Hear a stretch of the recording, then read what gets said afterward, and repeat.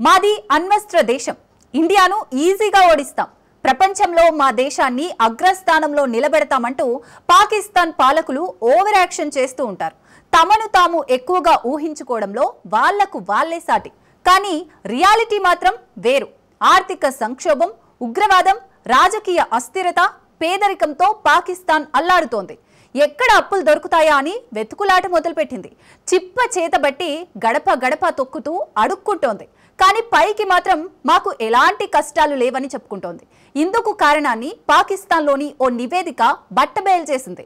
దీంతో పాక్ ప్రభుత్వ వనుల్లో వణుకు మొదలైంది. ఇంతకీ ఆ నివేదికలో ఏముంది? ఎందుకు దాయాది సర్కార్ అంతలా భయపడుతోంది? పాకిస్తాన్లో సంచలనంగా ఆర్థిక జనాభా లెక్కల నివేదిక. పాక్లో ఫ్యాక్టరీల కంటే మసీదులు, మదర్సాలే ఎక్కువ. పాకిస్తాన్ తీరుపై తీవ్రంగా మండిపడుతున్న నిపుణులు.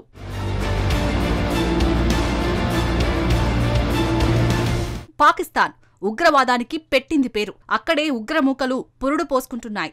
భారత్పై నరరూప రాక్షసులుగా దాడి చేస్తున్నాయి. మాటు వేసి ముష్కరులు దాడి చేస్తున్నారు.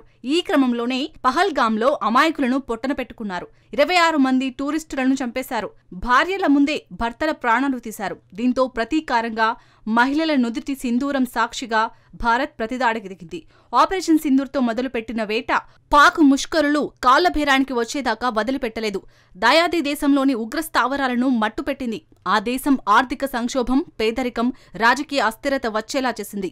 ఇప్పుడు అప్పుల కోసం అడుక్కునే పరిస్థితికి వచ్చింది పాకిస్తాన్ పరిస్థితి. అయితే ఇందుకు కారణం పాకిస్తాన్లో ఫ్యాక్టరీల సంఖ్య తక్కువగా ఉండడమే కారణమని ఆ దేశ ఆర్థిక జనాభా లెక్కల నివేదిక గణాంకాలు వెల్లడించాయి. పాక్లో ఫ్యాక్టరీల కంటే మసీదులు, మదర్సాలే ఎక్కువగా ఉన్నాయని ఆ నివేదిక స్పష్టం చేసింది. దేశంలో మసీదులు, మదర్సాల సంఖ్య పరిశ్రమల కంటే చాలా ఎక్కువగా ఉందని బహిర్గతం చేశాయి. తాజా నివేదికల ప్రకారం పాకిస్తాన్లో 6 లక్షలకు పైగా మసీదులు, 36,000కు పైగా మదర్సాలు ఉన్నాయని వెల్లడైంది. అయితే దాయాది దేశంలో కర్మాగారాల సంఖ్య కేవలం 23,000 మాత్రమే ఉన్నాయని తెలిపింది. నగదు కొరతను ఎదుర్కొంటున్న పాక్ అంతర్జాతీయ ద్రవ్య నిధితో $7 బిలియన్ల బెయిలౌట్ ప్యాకేజీ 2వ సమీక్షపై చర్చలు జరుపుతున్న సమయంలో ఈ నివేదికలు వెలువడ్డాయి.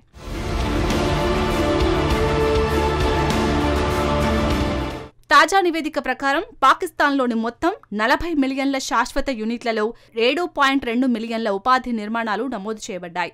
2023 నాటికి వీటిల్లో 25.4 మిలియన్ల మంది పనిచేస్తున్నారు. పాక్ ప్రజలకు ఉపాధి కల్పించడంలో సేవారంగం అతిపెద్ద వాటా కలిగి ఉంది. దీనిలో 45% మంది ప్రజలు అంటే 11.3 మిలియన్ల మంది పనిచేస్తున్నారు. దీని తర్వాత 30% అంటే 7.6 మిలియన్ల మంది సామాజిక రంగంలో, 22% మంది ఉత్పత్తి రంగంలో ఉపాధి పొందుతున్నారు. దేశంలో పరిశ్రమలు ప్రధాన ఉద్యోగాలను సృష్టించే రంగం అనే అపోహను ఈ గణాంకాలు చెరిపేశాయని ఓ పాక్ అధికారి తెలిపారు. తాజా నివేదికలో పాకిస్తాన్లో మొత్తం 7.2 మిలియన్ల నమోదిత సంస్థల్లో 2.7 మిలియన్లు రిటైల్ దుకాణాలు, 1.88 లక్షల హోల్సేల్ దుకాణాలు, 2.56 లక్షల హోటళ్లు, 1.19 లక్షల ఆసుపత్రులు ఉన్నాయని తెలిపింది. విద్యారంగంలో 2.42 లక్షల పాఠశాలలు, 11,568 కాలేజీలు, 214 విశ్వవిద్యాలయాలు, 6.04 లక్షల మసీదులు, 36,331 మదర్సాలు నమోదయ్యాయి. వీటిలో ఎక్కువ భాగం ప్రభుత్వ నిర్వహణలో ఉండగా కాలేజీల్లో ప్రైవేట్ రంగం కొంచెం ఎక్కువ వాటాను కలిగి ఉంది.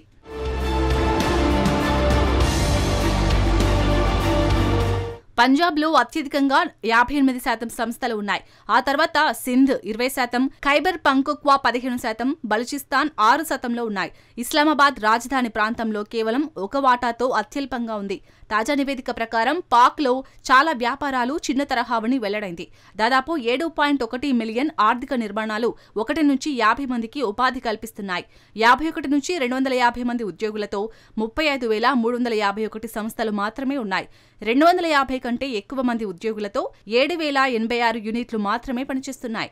ఈ నివేదికపై పాక్ ప్రణాళిక మంత్రి అహ్సాన్ ఇక్బాల్ మాట్లాడుతూ, విశ్వసనీయ డేటా స్థిరమైన అభివృద్ధికి వెన్నెముక వంటిది. ఎందుకంటే ఇది ప్రణాళికలతో మెరుగైన నిర్ణయాలు తీసుకోవడంలో సహాయపడతాయని అహ్సాన్ ఇక్బాల్ తెలిపారు.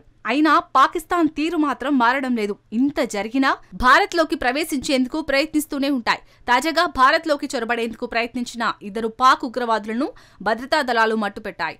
బందిపోరా జిల్లాలోని గురేజ్ సెక్టర్లో నియంత్రణ రేఖ దాటి భారత్లోకి చొరబడేందుకు ఉగ్రవాదులు ప్రయత్నించారు. నౌషేరా ప్రాంతానికి సమీపంలో సంచరిస్తున్న వారిని మిలిటరీ దళాలు గుర్తించగానే ఫైరింగ్ ప్రారంభించాయి. ఈ కాల్పుల్లో 2 ఉగ్రవాదులు మృతి చెందారు. ఆ ప్రాంతంలో మరింత మంది ఉగ్రవాదులు దాగి ఉండొచ్చనే అనుమానంతో భద్రతా దళాలు గాలింపు చర్యలు కొనసాగిస్తున్నాయి.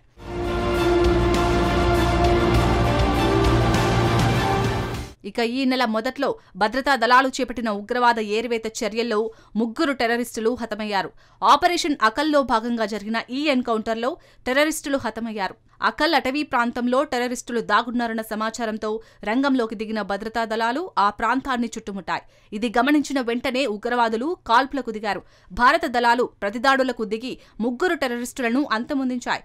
ఈ ఆపరేషన్లో భాగంగా అత్యాధునిక నిఘా పరికరాలను వినియోగించామని అధికారులు తెలిపారు. మృతి చెందిన ఉగ్రవాదులు టీఆర్ఎఫ్, ఎల్ఏటీ ఉగ్ర సంస్థలకు చెందిన వారని తెలిపారు. పహల్గాం దాడికి తామే బాధ్యులమని టీఆర్ఎఫ్ గతంలో ప్రకటించిన విషయం తెలిసిందే. అమెరికా కూడా టీఆర్ఎఫ్ను ఉగ్ర సంస్థగా ప్రకటించింది.